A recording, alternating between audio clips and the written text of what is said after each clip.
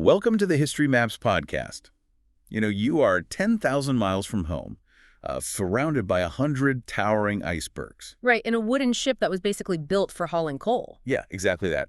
One wrong turn means guaranteed death, and the primary navigational tool keeping you alive is, well, a highly engineered pocket watch. It is a terrifying scenario to even consider. It really is. Wow.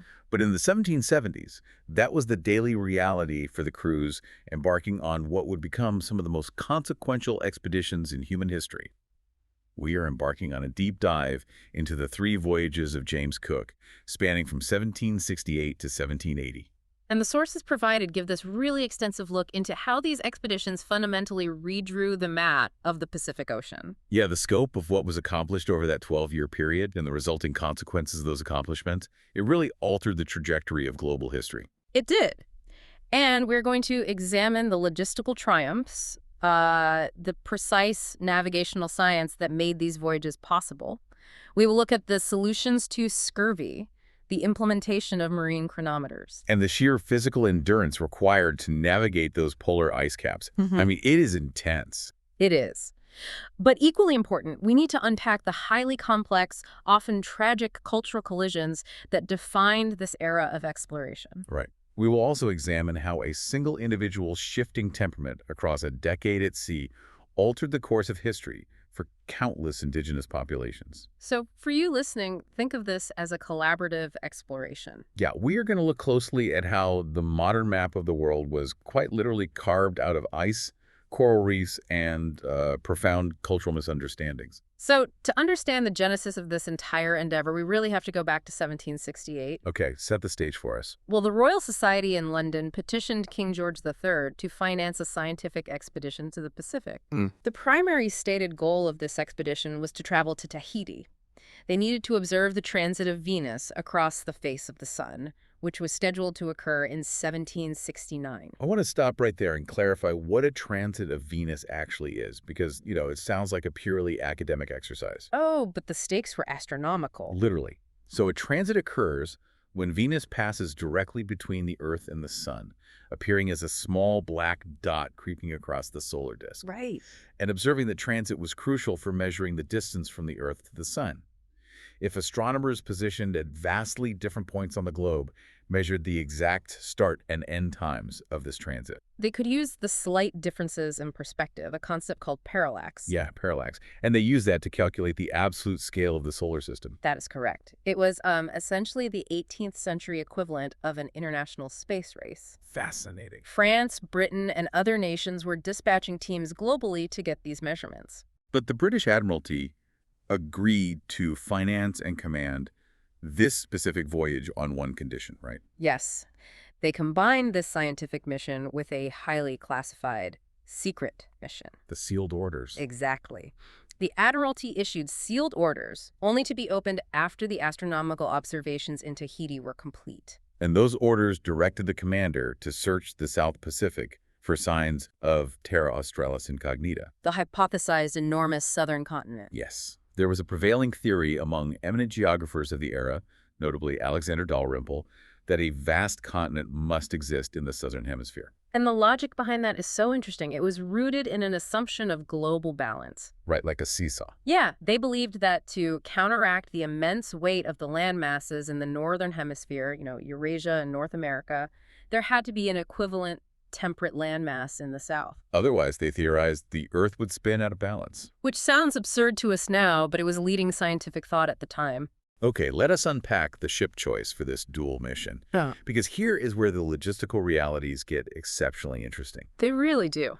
The vessel chosen by the Admiralty to lead this vanguard of science and exploration was not some sleek, state-of-the-art naval warship. No, it was a flat-bottomed Whitby coal ship, originally named the Earl of Pembroke, which the Royal Navy purchased and renamed HMS Endeavour. Right. It was 106 feet long with a very broad, flat bow.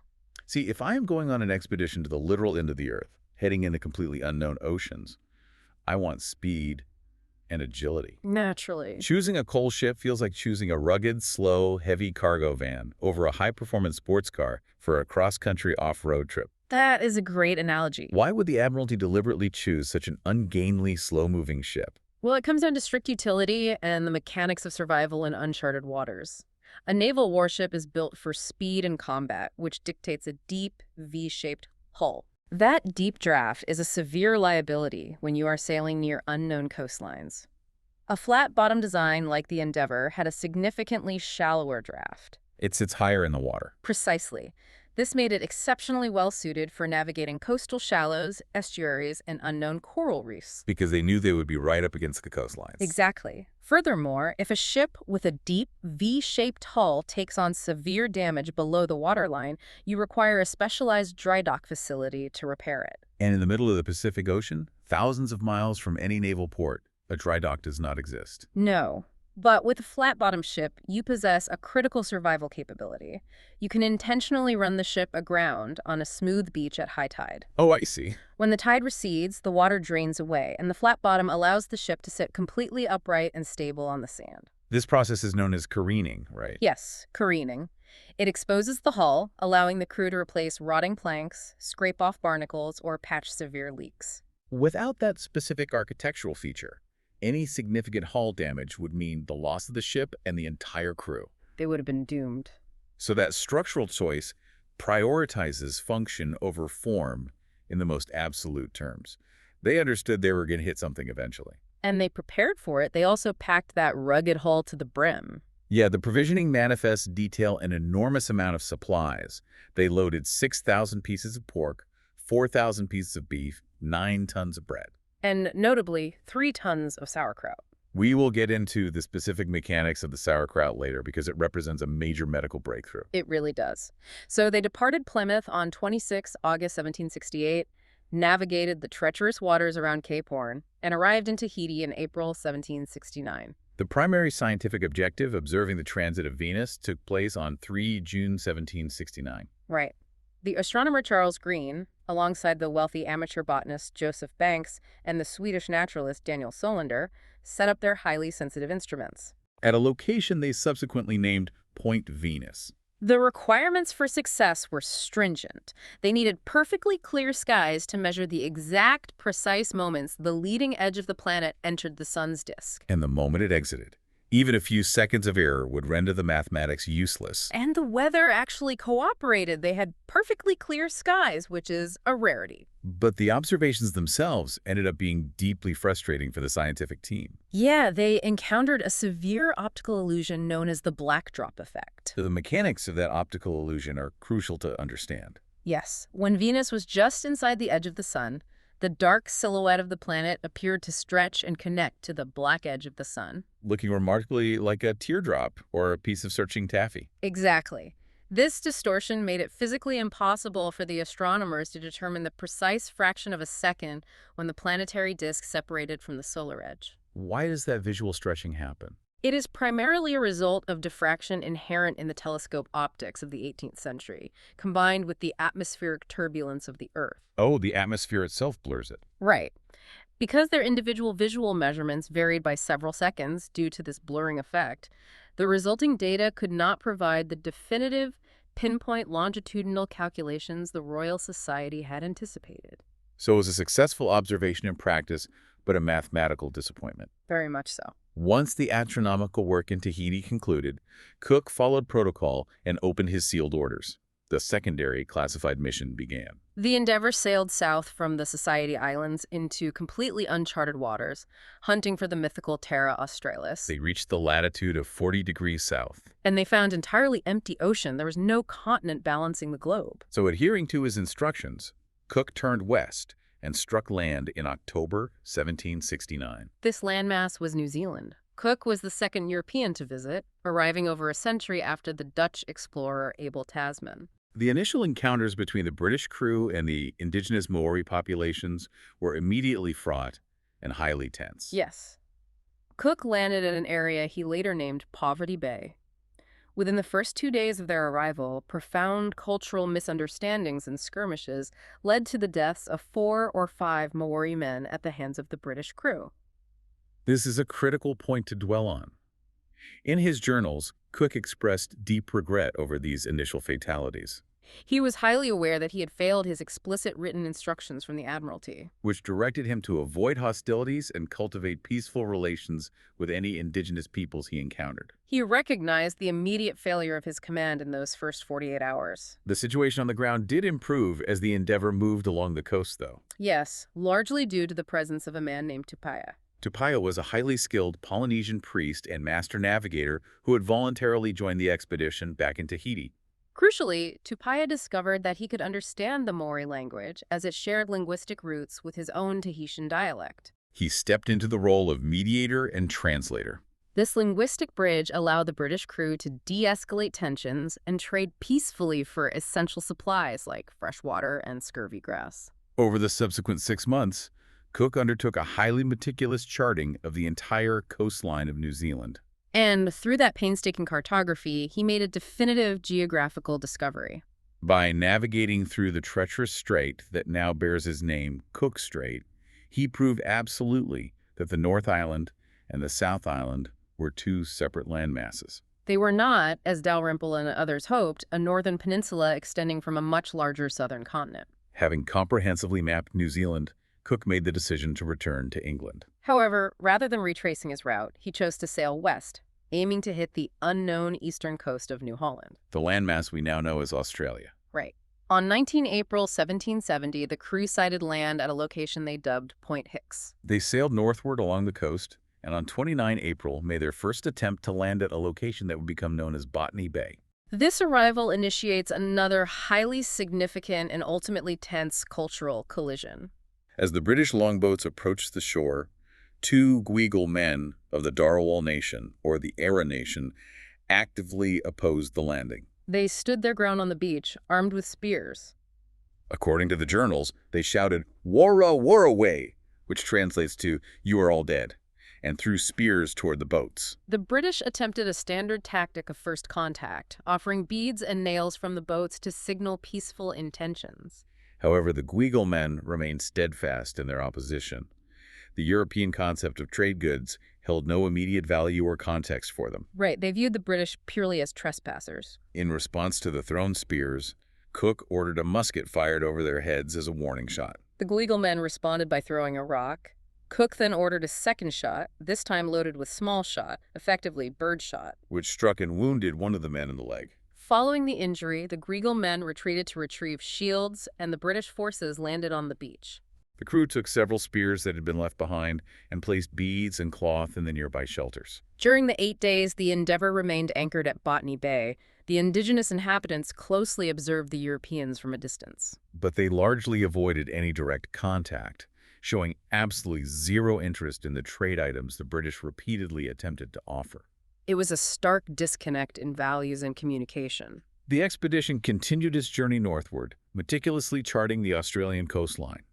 But on 11 June 1770, the rugged utility of the Endeavour, that flat-bottom design we discussed earlier, was put to the ultimate terrifying test. Oh, yes. Navigating at night, the ship ran squarely aground on a submerged coral shoal of the Great Barrier Reef at high tide. I cannot overstate the terror of this moment. Yeah. You know, a wooden ship grinding against razor-sharp coral in the middle of the ocean. The coral cut deeply through the protective sheathing and into the heavy oak timbers of the hull.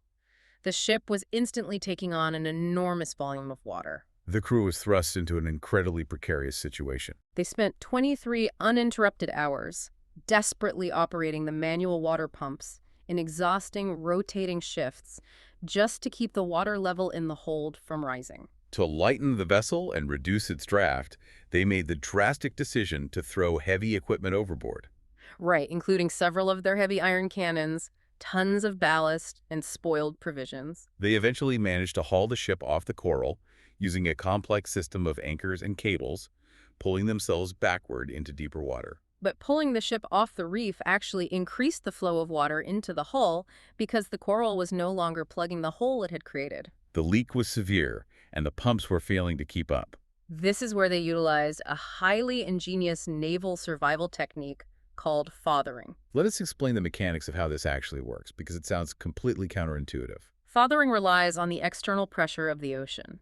The crew took a spare sail and meticulously stitched it with handfuls of oakum. Oakum consists of loose fibers picked from old Tory ropes. Right. They mixed this oakum with raw wool and, crucially, animal dung from the livestock on board. They created a thick, fibrous, sticky paste across the canvas. They then lowered this prepared sail over the bow of the ship and dragged it underwater along the hull until it covered the damaged area. And the ocean essentially does the work for them. Yes. The sheer hydrostatic pressure of the ocean, attempting to force its way into the lower pressure environment of the ship's hold, sucked that thick mixture of canvas, tar, wool, and dung directly into the jagged holes and splinters in the hull. It acted as an immediate, highly effective plug. This reduced the incoming water just enough for the exhausted men on the pumps to gain the upper hand. Limping on this temporary patch, they navigated into the mouth of a nearby river, which they named the Endeavor River. And here is where that flat-bottom design saves their lives. They intentionally ran the ship aground onto the sandy riverbank. When the tide went out, the ship sat upright, and they spent 7 grueling weeks cutting away the shattered timber and patching the hull. During that prolonged repair period, we must examine another critical aspect of Cook's command: his strict management of his crew's health, specifically regarding scurvy. Scurvy was the absolute scourge of long-distance seafaring during the 18th century. It routinely decimated crews. I think we need to be clear about what scurvy actually does to the human body, because it is horrifying. It is caused by a severe deficiency in vitamin C, though no one in 1770 understood the molecular mechanism. Vitamin C is essential for the body to synthesize collagen. Collagen is the structural protein that holds your tissues together. When you lack vitamin C, your body stops producing collagen, and your existing collagen begins to break down. You literally start to unknit. Your gums swell and bleed, your teeth fall out, blood vessels rupture under the skin. Old wounds and scars, even injuries that healed decades ago, spontaneously tear open because the scar tissue dissolves. It is a slow, agonizing deterioration. The medical establishment of the era debated various causes, ranging from bad air to a lack of physical exertion. Cook, however, took a strictly empirical approach. He did not know the chemistry, but he observed what worked. He insisted on a highly regulated diet that included citrus syrups, malt, and that vast quantity of sauerkraut we mentioned earlier. Fermented cabbage, which retains high levels of vitamin C. But sailors in the 18th century were notoriously conservative and stubborn regarding their rations. They were accustomed to salted meat and hardtack. They actively refused to eat the sauerkraut, viewing it as foreign and unpalatable. So Cook faced a mutiny of the mess hall. Instead of relying purely on the lash, he utilized a brilliant piece of psychological manipulation. He issued an order that the sauerkraut was to be served exclusively at the captain's table and to the officers. Right, he left it as a completely optional item for the enlisted sailors, but stated clearly that it was a delicacy. By making it appear as a restricted privilege reserved solely for the elite ranks, he instantly created an intense psychological demand among the lower decks. Exactly. Within a week, the sailors were complaining that the officers were hoarding the best provisions and began clamoring for the sauerkraut. Cook then magnanimously instituted a ration for the entire crew. His strict enforcement of this dietary regimen, alongside forced hygiene inspections and the airing out of the lower decks, was unprecedented in naval history. When the Endeavour eventually returned to England in 1771, Cook had achieved something considered impossible. He had lost 0 men to scurvy on a 3-year voyage. So the first voyage concludes. Cook returns to a hero's welcome. He brings back thousands of botanical specimens and intricate maps. But that one lingering geographical question remains unresolved. He proved New Zealand is not the southern continent. He mapped the east coast of Australia. But what lies further south? What is hiding beneath the 40th parallel? To answer this definitively, the Admiralty immediately began preparing a second, significantly more dangerous expedition. The primary directive of the second voyage, spanning from 1772 to 1775, was to forcefully prove or disprove the existence of Terra Australis once and for all. Cook was promoted and given command of the HMS Resolution. He was accompanied by a second ship, the HMS Adventure, commanded by Tobias Furneaux. For this second voyage, the Board of Longitude provided the expedition with a piece of technology that was arguably just as vital as the ships themselves, the Larkham-Kendall K1 chronometer. It was essentially a highly complex, meticulously engineered pocket watch. It measured 13 centimeters in diameter and weighed 1.45 kilograms. So we need to pause and establish why a highly accurate watch was so crucial to this voyage. Why was telling time in the middle of the ocean a matter of life and death, and how does a clock tell you where you are? It solves the longitude problem, which was the greatest navigational challenge of the era. Determining your latitude, how far north or south you are relative to the equator, is relatively straightforward. You measure the angle of the sun at its highest point at noon, or you measure the angle of the North Star above the horizon at night. But determining your longitude, your position east or west, is entirely a function of time. Let us break down that mechanism. The Earth rotates 360 degrees every 24 hours. If you divide 360 by 24, you get 15. The Earth rotates exactly 15 degrees of longitude every hour.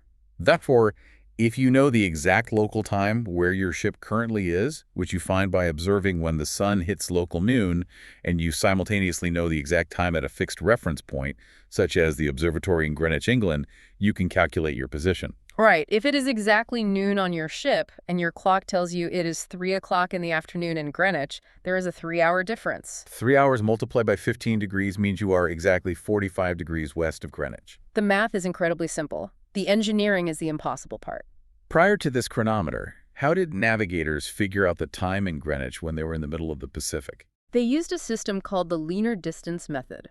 It was excruciatingly complex. It required an astronomer to measure the precise angle between the moon and a specific known star. Then they had to consult thick, pre-calculated almanacs and perform hours of complex spherical trigonometry to factor out the Earth's curvature, atmospheric refraction, and parallax. It was tedious, highly prone to human error, and absolutely required perfectly clear night skies. Furthermore, traditional pendulum clocks were utterly useless on a rolling ship. Gravity and the violent pitching of the vessel over ocean swells disrupted the pendulum. Temperature changes in the tropics expanded the metal gears, while polar cold contracted them, ruining the timekeeping. A clockmaker named John Harrison spent decades developing a mechanical clock utilizing complex springs and temperature-compensating bimetallic strips. That could keep precise time regardless of the ship's motion, humidity, or extreme temperature fluctuations. The K1 carried by Cook was an exact copy of Harrison's revolutionary H4 design, built by Larkham Kendall. William Wales, the highly skilled astronomer stationed on the Resolution, managed the K1. He wound it daily, compared it to lunar observations, and found it to be remarkably consistently accurate. It allowed them to calculate their longitude quickly and reliably, fundamentally revolutionizing cartography. With the K1 ticking away safely below decks, the Resolution and the Adventure plunged southward into the deep Southern Ocean. The environmental conditions were punishing. The journals described sails freezing as stiff as sheet iron, and the complex web of rigging becoming coated in thick icicles, making the ships incredibly difficult to maneuver. On 17 January 1773, pushing through dense fog and floating ice, Cook became the first person in recorded history to cross the Antarctic Circle. The cold was brutal, and the visibility was frequently reduced to mere feet. Soon after crossing the circle, a thick fog rolled in, and the two ships became separated. This was an anticipated risk of sailing in such latitudes, and they had established contingency plans for a rendezvous. Furneaux, commanding the Adventure, sailed north to seek shelter and replenish supplies at Van Diemen's Land, the island we now know as Tasmania. Based on his coastal observations, Furneaux mistakenly concluded that Tasmania was physically connected to the Australian mainland. He entirely missed the existence of the Bass Strait, a geographical error that would persist on maps for decades. The ships did eventually reunite at their predetermined rendezvous point in Queen Charlotte Sound, New Zealand, but the relief was short-lived. They set sail together again, only to be permanently separated by severe, sustained gales shortly after leaving the coast. And this second separation led to a dark and tragic chapter for the crew of the Adventure. Driven back by the storms, the Adventure anchored once again in Queen Charlotte Sound to make repairs. Furneaux sent a cutter crew ashore to a specific area to gather wild greens and fresh provisions. When the crew failed to return by nightfall, Furneaux dispatched an armed search party. The party investigated a location known as Grass Cove. They discovered a horrifying scene. The entire cutter crew had been killed. Their remains indicated that they had been cannibalized by the local Maori. The sources indicate this was likely the result of a sudden, violent altercation over a perceived slight or theft, escalating rapidly into fatal combat. Within the context of Maori warfare at the time, The consumption of slain enemies was a ritualistic practice associated with absorbing the mana or spiritual power of the defeated. But for the British sailors, it was an unimaginable horror. Furneaux, dealing with a battered ship and a deeply traumatized, terrified crew, made the executive decision to abandon the search for Cook. He turned the adventure eastward and headed back to England early. Cook, aboard the Resolution, was completely unaware of the massacre at Grass Cove or Furneaux's departure. He pressed on alone. He spent the next year engaging in a series of sweeping, immense arcs across the highest latitudes of the southern Pacific. Methodically crossing the specific coordinates where Dalrymple and the theoretical geographers insisted a continent must exist. In January 1774, he pushed the ship further south than any human being had ever gone, reaching the extreme latitude of 71 degrees 10 minutes south. And at that specific coordinate, the vast empty ocean finally gave way to an impenetrable wall. The crew stood on the frozen deck and counted nearly 100 towering icebergs locked together, blocking their path as far as the eye could see. They had hit the outer edge of the Antarctic ice shelf. Cook's journal entries from this exact moment are highly revealing regarding his psychology and the immense pressure of his command. He wrote that he had a profound ambition to go farther than anyone had gone before, but upon seeing this solid wall of ice, he frankly admitted he was not sorry to meet this interruption. The ice wall provided a definitive, undeniable reason to stop. It forced him to turn the ship north, effectively saving the expedition from the nearly guaranteed destruction of attempting to navigate deeper into the shifting, crushing polar ice pack. By sailing directly over the very coordinates where the leading scientific minds of Europe claimed a temperate, populated southern continent existed, Cook proved once and for all that Terra Australis Incognita was a complete fiction. There was no vast, fertile continent in the temperate latitudes waiting to be mapped or colonized. Any landmass that might exist further south was locked entirely beneath a permanent shell of lethal ice. Having fulfilled his primary directive, Cook navigated the Resolution back to England, arriving in 1775. He had fundamentally redrawn the map of the southern hemisphere. In recognition of his unprecedented achievements, he was promoted to post captain and given a highly comfortable, well-paying retirement post as an officer at Greenwich Hospital. But the quiet life of a desk job did not suit a man who had spent the last decade charting the edges of the world. He was restless. And the British Admiralty, noting his return, immediately presented him with a new, equally daunting geographical mystery they wanted solved. Having definitively mapped the bottom of the world, they wanted him to map the top. They sought the Northwest Passage. This was a theoretical, highly coveted sea route connecting the Atlantic and Pacific Oceans over the top of the North American continent. If a navigable route existed, it would drastically shorten the voyage to Asia and entirely revolutionize global trade. The lure was irresistible to Cook. So in 1776, he came out of his brief retirement and the third voyage began. Cook resumed command of the Resolution, accompanied this time by a newly purchased ship, the HMS Discovery, which was commanded by Charles Clerke. A secondary diplomatic goal of this mission was to return Omai, a young Polynesian man who had been brought to England by Furneaux on the second voyage, safely back to his home island of Raiatea in the Society Islands. As we transition into the detailed accounts of this third voyage, the historical sources highlight a distinct, troubling, and well-documented shift in James Cook's character. He was nearly 47 years old. He had spent the better part of a decade enduring extreme stress, poor diets, and the immense burden of command.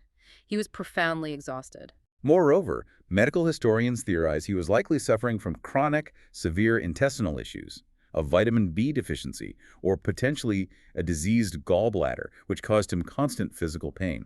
The behavioral changes are stark when compared to his earlier logs. The Cook of the first two voyages was widely recognized for his steady temperament, his highly measured responses to provocation, and his relatively restrained approach to indigenous interactions, certainly by the harsh standards of the 18th century Royal Navy. He generally prioritized diplomacy over violent retribution. But on this third voyage, the journals kept by his subordinate officers increasingly note that he was prone to sudden, explosive rages, dictating extreme punishments for minor infractions and making highly irrational, volatile decisions. I really want to push back on the traditional historical narrative that often portrays Cook as a universally calm, enlightened, and benevolent explorer from beginning to end. Because the incident on the island of Maria, in the Society Islands, shatters that image completely. During their stay, A local inhabitant stole a single goat from the expedition's livestock.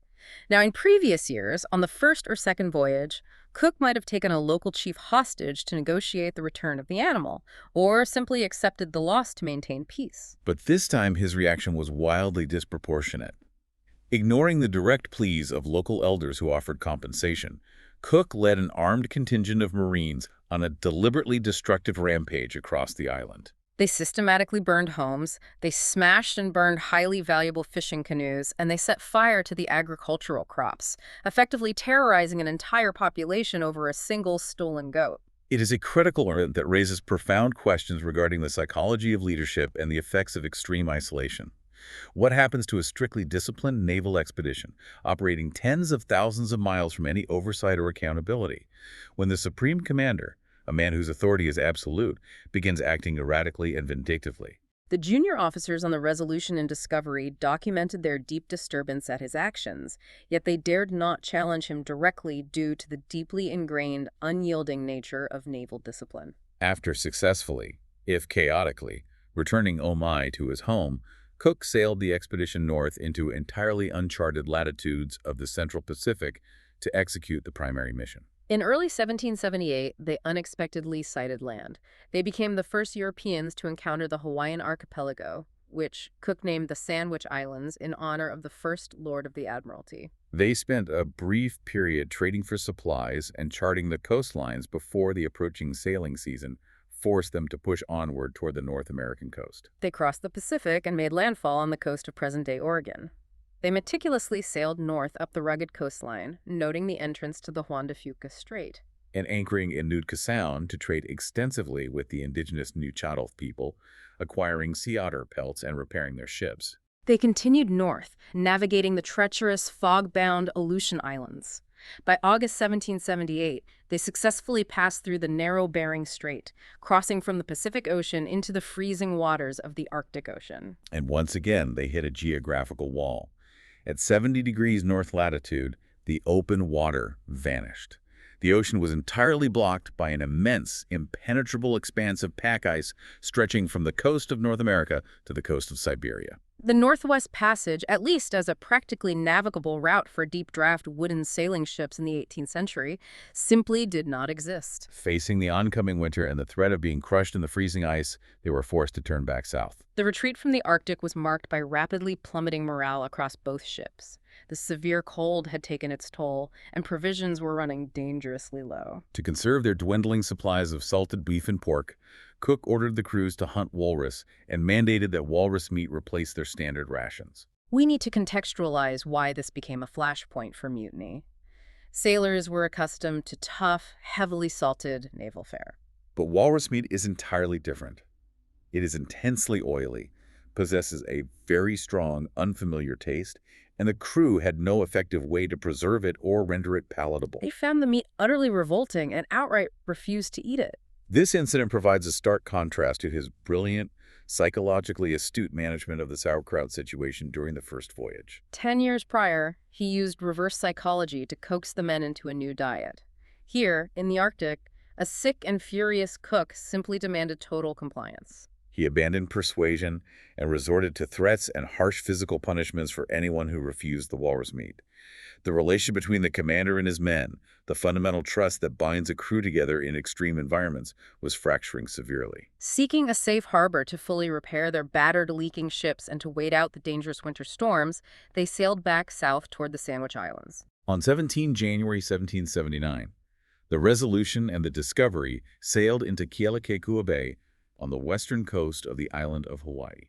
The specific timing of their arrival at Kealakekua Bay is the subject of extensive and ongoing historical study, as it plays a crucial role in the tragedy that followed. The Hawaiian people were in the midst of observing the Makahiki Festival. This was a highly sacred, 4-month-long harvest celebration dedicated to Lono, the Hawaiian deity associated with agriculture, rainfall, and peace. During the Makahiki period, strict taboos were enforced and warfare between rival chiefs was strictly forbidden. There is a prominent historical theory debated but widely cited, that the physical appearance and actions of the British expedition closely mirrored the specific rituals associated with Lono. During the festival, priests carried sacred artifacts called akua loa, tall wooden crosses draped in broad expanses of white tapa cloth in a clockwise procession around the island. The visual profile of the Resolution, with its tall wooden masts and large white canvas sails, bore a striking resemblance to these artifacts. Furthermore, before anchoring in the bay, Cook had spent several weeks slowly circumnavigating the island in a clockwise direction, charting the coast. This route inadvertently paralleled the sacred ceremonial processions of the festival. Whether the Hawaiians genuinely believed Cook was an actual physical incarnation of the god Lono returning, or whether they simply treated him with the extreme elevated reverence due to a paramount chief arriving during a highly sacred time, the result was identical. Cook and his crew were received with immense, overwhelming ceremony. Tens of thousands of Hawaiians came out in canoes to greet them. The local chiefs provided the expedition with enormous quantities of food, water, and supplies. Cook was led ashore and participated in elaborate ceremonies at the Heiau, the sacred temple complex. The crews rested, traded, and repaired their ships for a full month in this atmosphere of intense hospitality. When the Makahiki season drew to a close, Cook recognized it was time to depart before they exhausted the local resources. They set sail in early February 1779, intending to resume their northern exploration. It felt like a highly successful, peaceful visit. But just a few days out at sea, they encountered a severe gale. The Resolution's foremast, already weakened from the Arctic storms, snapped. Unable to repair it at sea, they had absolutely no choice but to turn around and limp back into Kealakekua Bay. When they returned, the atmosphere on the island had shifted entirely. The sacred period of the Makahiki festival had officially ended, meaning the taboo against warfare was lifted, and the island had returned to its normal political dynamics, which involved intense rivalries between high chiefs. Furthermore, the resources of the bay, the pigs, the sweet potatoes, the fresh water, had already been heavily depleted by feeding the large British fleet during their previous month-long stay. The initial hospitality was gone, replaced by palpable tension, suspicion, and frequent organized thefts of iron tools from the ships. The situation deteriorated rapidly. On the night of 13 February 1779, a significant theft occurred. A large cutter, which was the Discovery's only large, heavy-duty boat used for anchoring and moving supplies, was stolen from where it was moored alongside the ship. Cook was furious. The next morning, 14 February, he made a fatal, highly aggressive decision that mirrored his irrational behavior on Moorea. He armed himself with a double-barreled musket and went ashore with a contingent of heavily armed Royal Marines. His explicit intention was to march into the village, take the high-ranking Hawaiian king, Kalaniupu, whom the British referred to as Teribu, and hold him hostage aboard the Resolution until the stolen cutter was returned. Cook marched his men to the king's compound. He found King Kalaniupu, who appeared unaware of the stolen boat, and persuaded the elderly king to walk with him down to the beach. But as they approached the water's edge, the political dynamic shifted. The king's wife, Kanikapole, and several high-ranking chiefs intervened. They recognized the severe danger and physically pleaded with the king not to step into the British boat. A very large, heavily armed crowd of Hawaiian warriors began to rapidly gather on the beach, surrounding Cook and his Marines. And while this tense standoff is happening on the beach, a catastrophic event occurs simultaneously across the bay. British sailors, acting on Cook's earlier orders to blockade the harbor to prevent any canoes from leaving, fired their muskets at a rapidly fleeing canoe. In doing so, they shot and killed a high-ranking Hawaiian chief named Kalimu. News of Chief Kalimu's death rippled through the crowd on the beach, just as Cook was aggressively struggling to force the hesitant King Kalaniupu into the longboat. The atmosphere exploded into immediate anger. The Hawaiians began to arm themselves with stones and spears. A warrior advanced and threatened Cook directly with an iron dagger. In response to the immediate threat, Cook raised his musket and fired one barrel, which was loaded with small shot. However, the small shot failed to penetrate the thick, tightly woven mat armor the warrior was wearing. It only served to enrage the crowd further.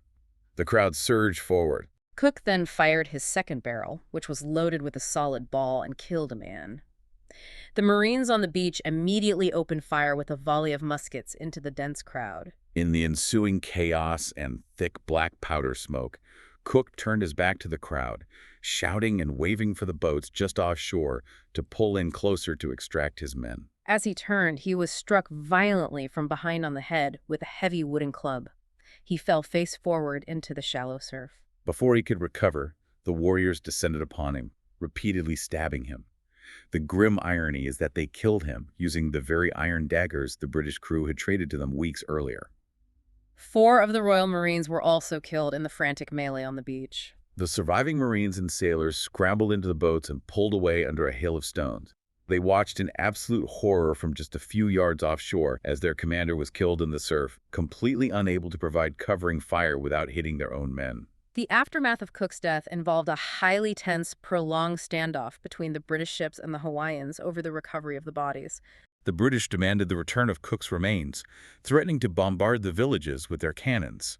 The Hawaiians, meanwhile, treated Cook's remains according to their highest, most sacred funerary rituals, which were strictly reserved for paramount chiefs and kings. To them, despite the violence, Cook was a figure of immense mana. The ritual involved meticulously disemboweling the body and baking it in a specialized pit to facilitate the clean removal of the flesh. The long bones in the skull were then carefully cleaned, braided with Senate cordage, and preserved as powerful religious icons. Following several days of strained negotiations, minor skirmishes, and the British making good on their threats by burning a portion of the coastal village, the Hawaiian chiefs agreed to return what they could.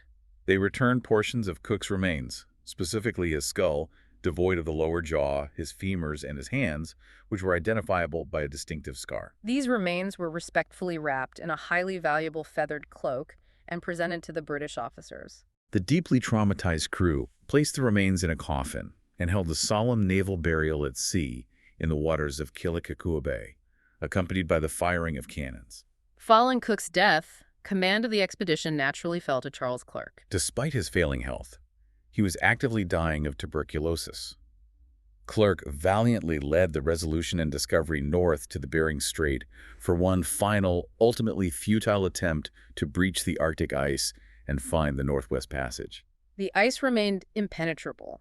Clerke succumbed to his disease shortly after turning the ship south. Ultimately, it was an American-born lieutenant named John Gore who took command and navigated the battered ships back to England, finally arriving in October 1780. More than a decade of relentless exploration came to an end. These 3 voyages fundamentally rewrote the map of the world. They proved the efficacy of the chronometer, permanently solving the longitude problem. They demonstrated through empirical evidence that scurvy could be conquered with diet and hygiene. They mapped the Pacific with a level of precision that remained the standard for centuries. But as we analyze this history, we must look at the broader, enduring picture.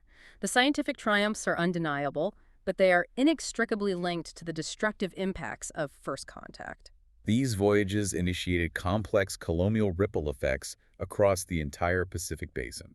The introduction of European diseases to populations without immunity, the influx of firearms, and the permanent shifting of local power dynamics fundamentally and often tragically altered the societies they encountered. Which leaves you with a final thought to mull over. Considering the profound cultural shifts set in motion and the violent tragic end on that beach in Kealakekua Bay, how might the map of the world and the fate of the Hawaiian Islands look today if James Cook had simply accepted his pension, stayed home, and lived out his days at his comfortable desk job at Greenwich Hospital in 1776? It is a profound question of historical causality, highlighting how the decisions of one individual can irreversibly alter the geography and destiny of the globe. Thank you for listening. History Maps? Learn history visually.